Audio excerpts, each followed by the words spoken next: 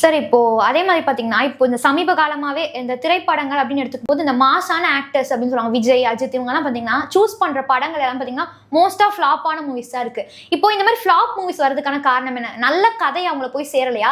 இல்ல இவங்களுக்கு நல்ல கதையை சூஸ் பண்ண தெரியலையா? இல்ல நல்ல கதையை சூஸ் பண்ண தெரியலையா, வரலையா அப்படிங்கிற காட்டிலும் கதைகள் இருக்கு. முதல்ல நம்ம அதை புரிஞ்சுக்கணும். தமிழ்நாட்டில் நிறைய ரைட்டர்ஸ் இருக்கிறாங்க, சினிமா ரைட்டர்ஸ் இருக்கிறாங்க, கதையாசிரியர் இருக்கிறாங்க. தமிழ் சினிமாவில் டிஸ்கஷன் ஒரு கலாச்சாரம் இருந்துச்சு.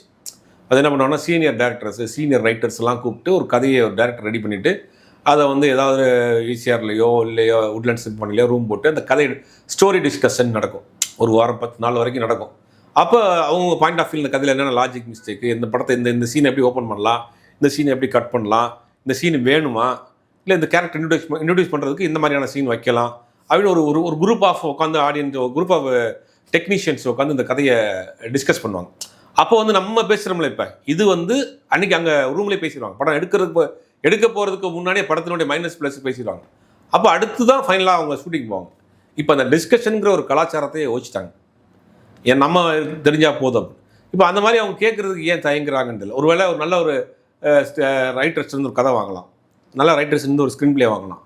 அதை நீங்கள் உங்கள் ஸ்டைலுக்கு, டெக்னாலஜிக்கு நீங்கள் என்ன வேணாலும் மாற்றி எடுத்தால் அந்த பேஸ் ஸ்ட்ராங்காக இருந்துச்சுன்னா அதுக்கு மேலே நம்ம எவ்வளோ பெரிய பில்டிங் கட்டலாம். பட் இந்த ஸ்டோரி ஸ்க்ரீன் பிளேங்கிறது தான் மெயின் பேஸ். அதுக்கு மேலே கட்டப்படக்கூடிய அந்த விஷயங்கள் தான் சாங்காக இருக்கட்டும், ஃபைட்டாக இருக்கட்டும், மற்ற விஷயங்கள் அதுக்கு மேலே தான் நிற்கும். அந்த பேஸ் ஸ்ட்ராங்காகவே போட மாட்டேங்கிறீங்களே.